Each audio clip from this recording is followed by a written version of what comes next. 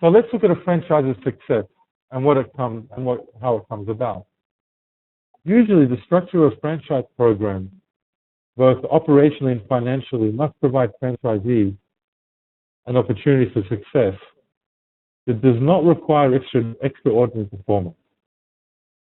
So if the franchisee follows the program and you do not earn a return on your investment to set off the original investment, then a franchise could be considered as flawed.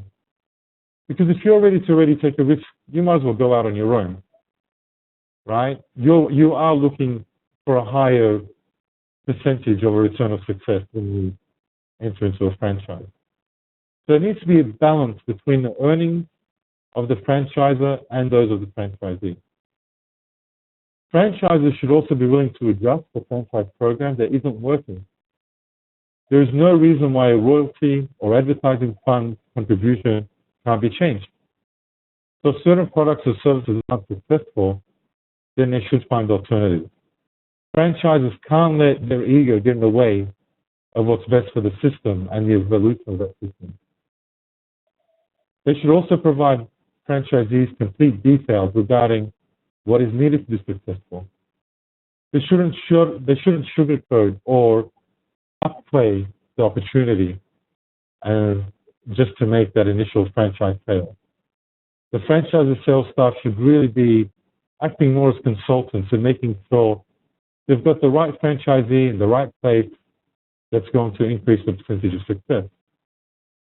Because they also shouldn't be in the business for opening 1 or 2 stores or 1 to 5 stores. The success, especially those initial stores, is really key for them expanding their whole franchise operation. So the franchisor executive leadership should also probably be totally involved in the franchise. There should be awareness of where things are succeeding, where they're failing. There shouldn't be room really for surprises when it comes to franchise operations. Whatever the forum, the franchisee must follow the franchisor leadership.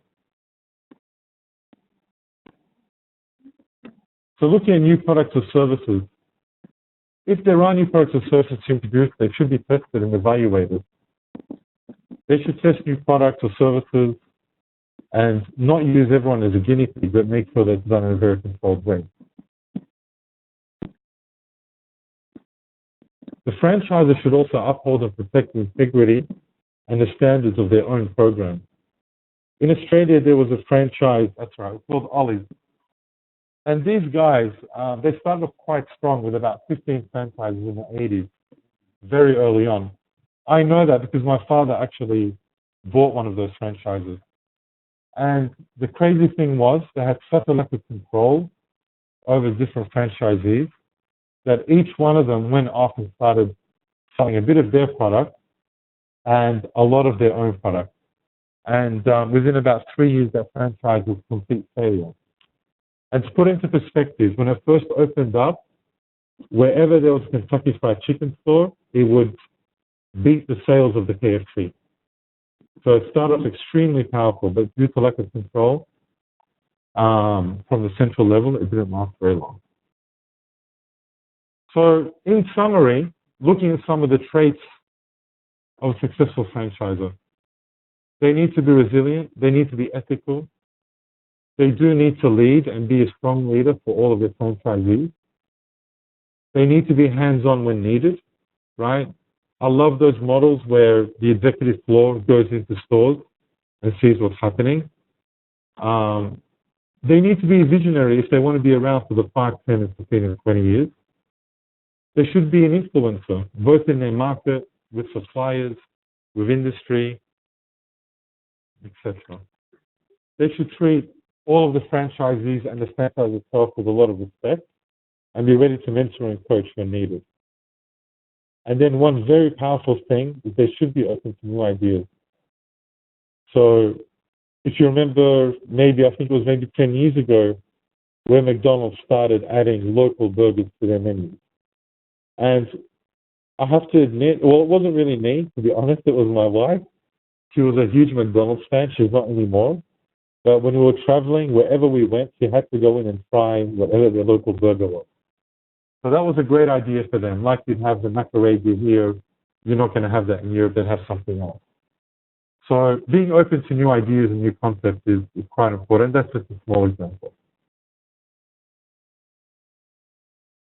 So the profile of a franchisee depends on the franchise, the industry, the market, and the culture. But there are some basic traits that all franchisees are expected to have. If I'm looking for a franchisee, or if you want to be a franchisee, I think you'd be a person that would be motivated by results.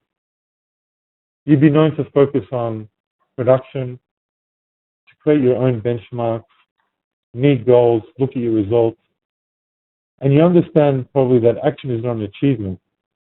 Instead, you really revel in the value of the results themselves. I think you would be a big thinker in a way. I think you'd be known to imagine the future.